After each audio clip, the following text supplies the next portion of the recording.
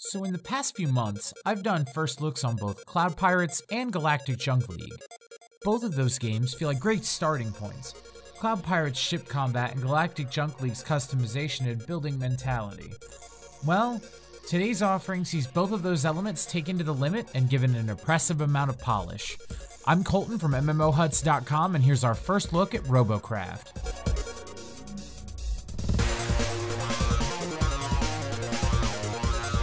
RoboCraft shares a lot of things in common with both of the previously mentioned games. It's a spaceship shooter where you build a ship however you want and you take it into casual or ranked team battles. Battling is straightforward enough, mostly standard deathmatch and capture, attack and defend style matches.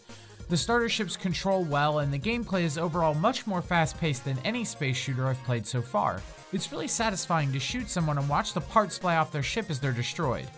My favorite part of this mechanic is that the hit detection is really accurate, or it has been in my experience. When I was having trouble with a certain offensive ship, I could maneuver around it, aim for its guns, and boom, suddenly that ship's not a threat anymore. This makes shot placement and your strategies for approaching different bots critical to your survival. The robot combat's really only half the game though. The main draw of RoboCraft is the depth of its customization system. Seriously, this rabbit hole goes deep. You build on ship CPU cores and you can add parts as you see fit within limits. Each device has some kind of cost or load associated with it, and I have to be completely upfront with you guys, I haven't figured it all out yet. There's a lot of stats at a first glance, and I honestly feel like I'd need an engineering degree to make something really effective and awesome. The good news for people like me, or for people who are lazy, whichever you are, is that there's a beautiful alternative. The shop. The in-game shop runs entirely on currency that you acquire from playing the game and is based around one of the coolest things I've seen in a game in a long time. Players selling robots they've built to other players. There are a ton of robot designs, and I've seen everything from MechWarrior-style walker robots to gigantic dragons and spaceships. Some of the stuff that people have built is just unreal. If you're more the do-it-yourself type, you can use the system's garage to build yourself a sick ride of your own design. I love the design workspace here a lot more than I did in Galactic Junk League for a number of reasons. The first is the view. You're in a first-person view with an arm that places the parts where you want them to go as if you were controlling a crane. Something about this is just really aesthetically pleasing.